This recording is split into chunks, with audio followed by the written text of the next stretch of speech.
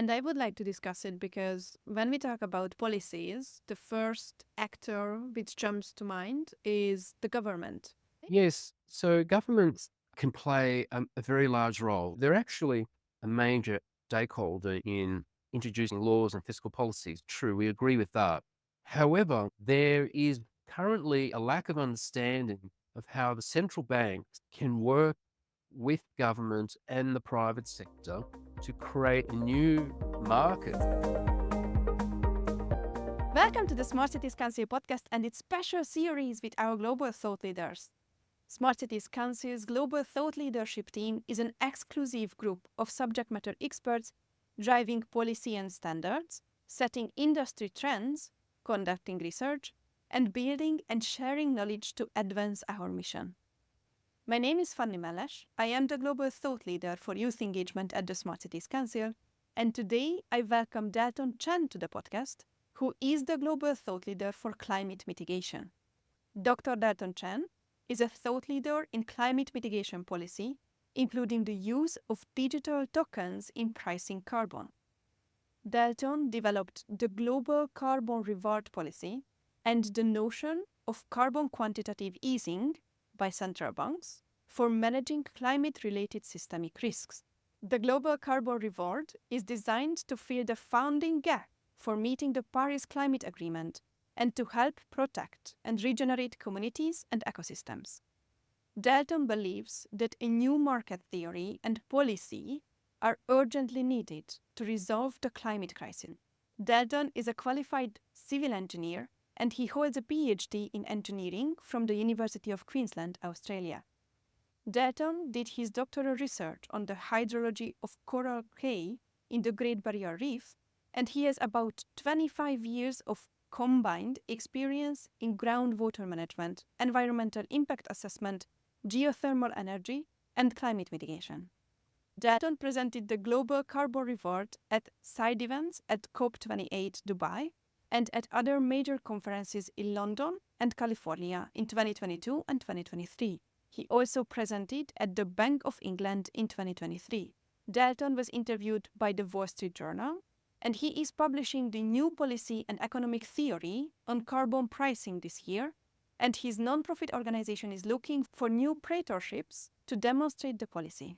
Dalton, welcome to the podcast, and let's start with an easy question.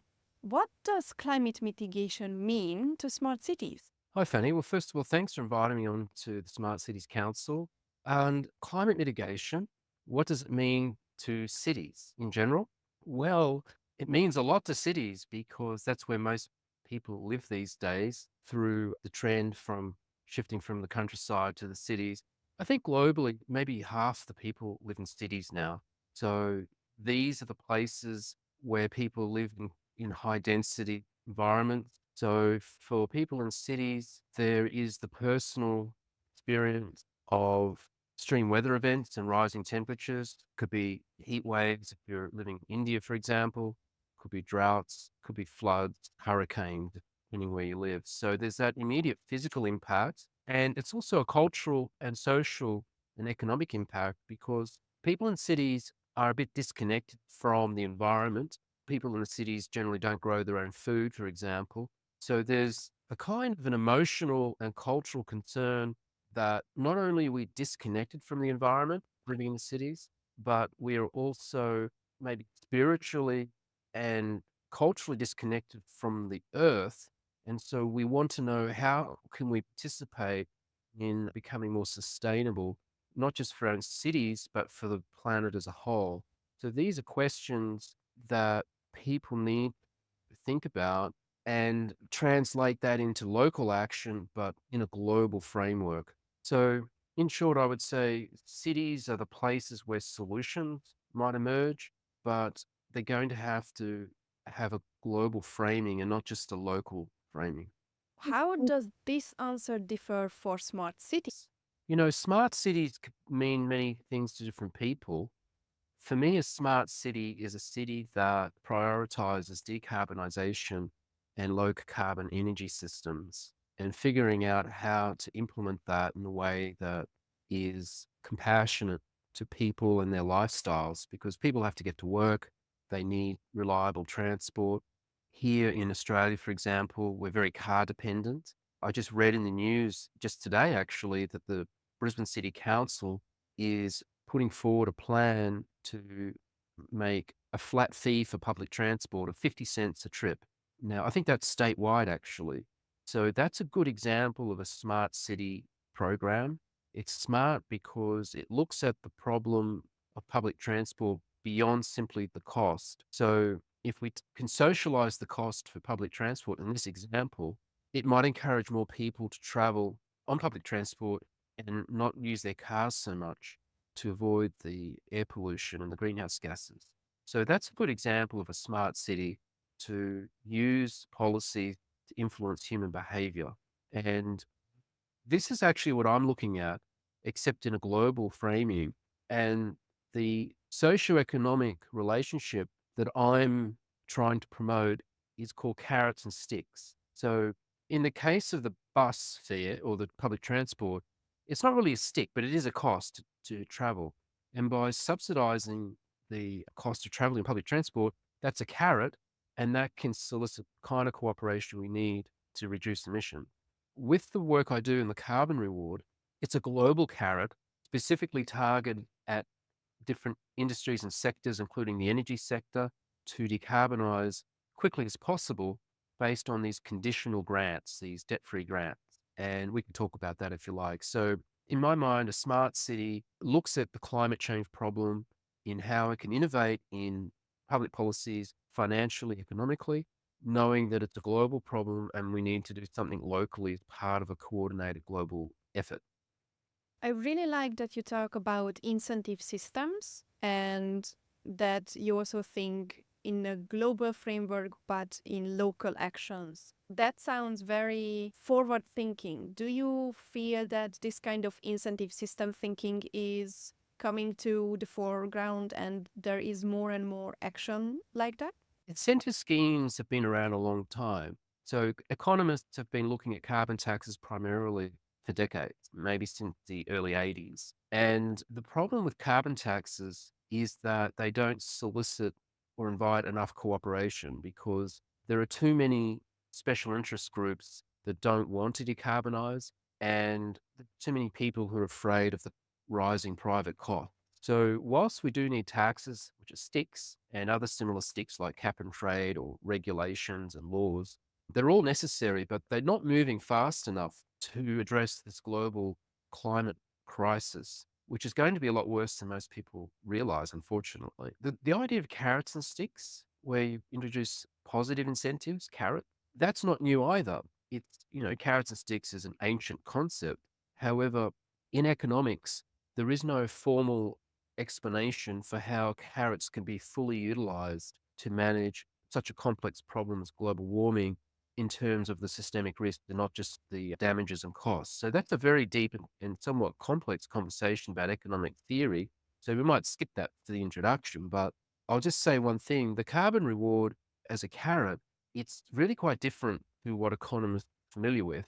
So they have done a lot in subsidies, which is a carrot. The Inflation Reduction Act in the United States is a great example. And actually, lots of governments have subsidies of some kind. It might be subsidies for solar on your rooftop, that type of thing. But those subsidies have limitations because they're dependent on fiscal budgets of government and the generosity of the government when they're also concerned about their entire national budget, and they're subject to the ideologies of politicians. Some politicians, usually conservatives, don't like to sponsor things for the environment. And so you get this politicization of carbon pricing and all that. So the carbon reward is different by funding it with a monetary policy that does not simply turn on the money spigot, creating lots of free money. It's much more sophisticated. It actually encourages the private sector to pay for most of the mitigation through investing. So that's a nuance that we could discuss if we have time. And I would like to discuss it because when we talk about policies, the first actor which jumps to mind is the government. And what you are talking about, if I understand it correctly, is government can do some stuff and they need to do some stuff, but you are not just talking about the government taking action. You are not just talking about the government creating these carrots and sticks. Do I understand it correctly? Yes, so governments can play a very large role. They're actually a major stakeholder in introducing laws and fiscal policies. True, we agree with that. However, there is currently a lack of understanding of how the central banks can work with government and the private sector to create a new market for mitigation based on a carbon currency tool. In this new market that I proposed, called a global carbon reward, we introduce a tradable financial asset called a carbon currency. It's not a carbon credit. It's not a carbon offset. Can't use to offset. It's not a medium of exchange, so you can't use it to buy anything with it. It's purely a financial asset, and it's used to stimulate, or I should say, fund, finance all kinds of mitigation at the speed and scale we need. And then through a policy from central banks to underwrite a rising price floor, the carbon currency becomes a investable asset. So because it's investable, the private sector will buy it. It has very good low risk features as an investment. In a way, it could function something like gold. Gold is an interesting analogy. So gold is actually purchased by central banks and government as a hedge against sovereign risk and inflation. Here we have a carbon currency that central banks will buy and the private sector will buy to fund mitigation, but it also becomes a hedge against systemic risks of climate change. So there's a certain logic in this that resonates well with existing mandates of central banks. However, the theory that explains all the relationships is new. And I've written a paper on this, which I'm looking for people to help publish. It's a very long paper, but hopefully we can publish some smaller papers as well to communicate the theory and the policy. It comes through that you have thought about this for a long time. So it would be amazing to understand why did you arrive to the carbon reward and what has been your journey towards this specific field? Yes, it's difficult to explain quickly how I could possibly come into this field. So I am an engineer by background, and so it is unusual in some respects for me to be working on economic policy. However, if you look at economics as a field, many of the great economists were physicists or engineers. Pareto, for example, was an engineer. I came into this on a hunch that we needed a new economic instrument, and I was particularly interested in currency-like instruments. I didn't have the theory or model. So I began 10 years ago exploring this idea, and I became addicted to the problem. I wanted to find out why economists didn't consider this. It just seemed to be pragmatic as a policy. And now I can say, after all this time, after 10 years, I think I've nailed the theory, or most of the theory in this new paper. Explains the concepts, the rationale, and the policy. So it's 70 pages. It's available upon request. If you go to Global Carbon Reward, you'll be able to find it as the 2024 Climate Shift Initiative. We're looking for groups and people to read it and have roundtable discussions and then help us find strategic partners to go to the next step, which is to demonstrate the policy. So, to cut a long story short, I came into this work because I like solving difficult problems. And I think that the approach I've adopted, whilst it is heterodox, it's unusual, it does have a framing which I would describe as a positive argument, meaning that philosophically, it's based on scientific thinking and approaches, as opposed to being purely an ideological or normative argument.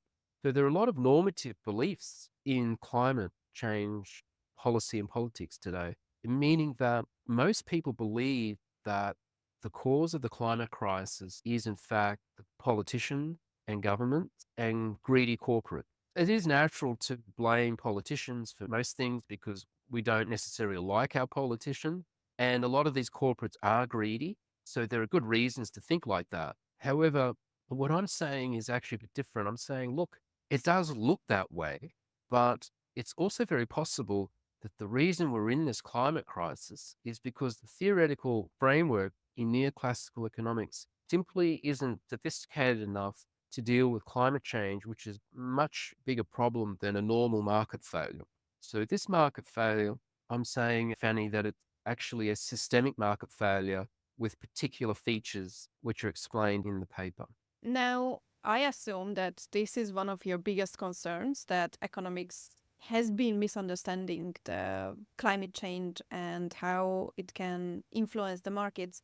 And I would love to know, what are the biggest challenges you see in this field? Well, the big challenge at the moment, before I came along at least, was to overcome the political gridlock for any policy. If you look at taxes and regulations, for example, they are not easy to implement. In Australia, there's been a very long and painful political debate between major parties and the Green Party over carbon pricing. I think governments have been destroyed over carbon pricing politics.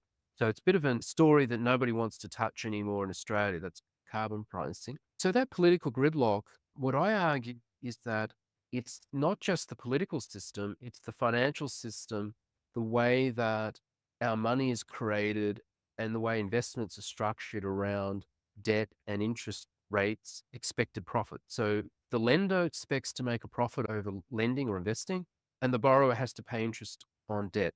So in this environment, which is structural to the whole financial system, it puts a lot of pressure on everybody, including businesses and individuals, to make a profit. And whenever we see these strong prices or taxes coming over the horizon for carbon, everyone wants to ignore it or run the other way. A lot of people don't want it. And so they create this status quo where they don't actually fight against it, but they know simply doing nothing will avoid the consequences in the short term. So this political gridlock, I argue, is function of the financial system, and the policy global carbon reward, it circumvents that by creating debt-free funding that does not actually result in any charges for the government or businesses or individuals. It's kind of interesting how it works, but it takes the cost off everyone's balance sheet by creating a new investable asset and backing it by central bank. And that's the secret to the carrot, the big global carrot, which is more advanced than simply a grant, a subsidy like the Inflation Reduction Act. We're going beyond the Inflation Reduction Act, create a systemic change that can fund mitigation globally for forever, for decades, for centuries, forever. Keep in mind that we're going to need trillions and trillions of dollars every year. We're looking at a bill of at least 3, 4 trillion or 5 or 6 trillion for conventional mitigation per year, additional, and another trillion a year at least for carbon removal. That's atmospheric carbon removal and storage. Some people estimate the cost or the missing finance of around maybe 4 to 7 trillion or even 9 trillion a year.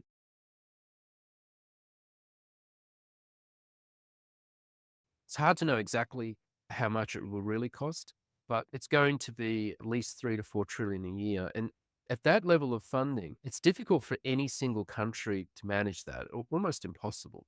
So the policy solves this problem by monetizing the cost and sharing it across the world economy through the coordinated actions of central banks. And it becomes an equitable and fair way to manage these costs, takes it off the balance sheet of government, takes it off the balance sheet of corporate and citizens, and then we can cooperate with this new arrangement.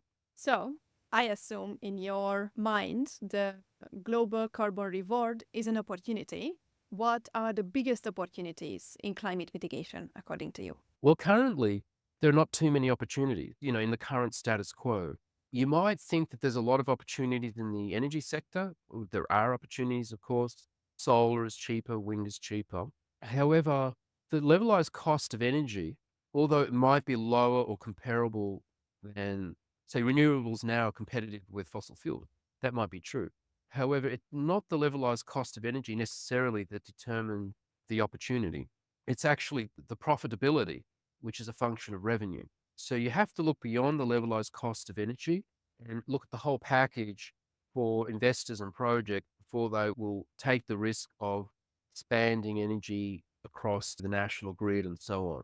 So the idea is that with the carbon reward, there'll be many more opportunities and the reward will be available for those industries and sectors that are critical and strategically important for mitigation globally. So currently, I would say that there's a lot of interest in decarbonisation. There's a lot of pent up demand and a lot of young people, professionals who want to be involved in this transformation of the economy. But the whole transition experience is kind of caught in quicksand, metaphorically. We're kind of stuck and we're not going exponential like we could. And I hope that the carbon reward changed that. It could metaphorically pull us out of the quicksand so that we can really go for rapid decarbonisation, and it would create enormous number of jobs, green jobs, new opportunities for businesses, new technologies. It would be fun, it'd be exciting, and we're going to need it. What would you recommend for someone who wants to learn more about the global carbon reward and also about climate mitigation? Well, in terms of climate mitigation in general, if you want to learn more, the internet's full of YouTube videos and Wikipedia. You could definitely start there. It's a long topic, it's a deep topic, climate change, economics, and mitigation. So it will take you some time to understand the issues. There's a lot of technical jargon as well. Assuming you have a basic understanding of climate change, bit of economics, and that type of topic, if you're naturally interested in it, I'd recommend you go to our website, globalcarbonreward.org, and you'll find a yellow icon on the right side of the website. That'll take you to our latest policy paper. You can read the intro and the abstract and read the website. There's a lot there. Website actually is designed for experts in the field. So maybe if you're not really that interested in the details, our website also has news on carbon coin and articles you can find through the main menu. That sounds very informative. And Dalton, you have been very generous with your time and your answers. So, as a last question, do you have any closing comments or requests for the audience? Yes, I'd love people who are watching look if they were part of an organization or if they themselves personally would like to support the Carbon Reward Project to have a quick look at our website and consider reaching out with some strategic help. We don't have strategic partners at this stage, and we want to raise some money to undertake a policy demonstration. And ideally, we would be undertaking this demonstration with a few countries involved. And it could also be done through cities. So there are the C40 cities organization, there's Smart Cities Council. Cities have a lot of capacity to make things happen because they're not complicated by federal politics and that type of thing. So if you're in a city council or if you work for a large corporate and you'd like to get involved in this exciting project, please reach out. You can get my details from Smart Cities Council or from our website. Thank you so much. If you want to learn more about Dalton, links will be provided in the show notes, and the Smart Cities Council website can inform you even more. What have you learned from this interview? What questions do you have after listening to Dalton? What would you like to know more about? Let us know on the Smart Cities Council website or on LinkedIn. Look out for other episodes with the global thought leaders or topical discussions, and thanks for tuning in.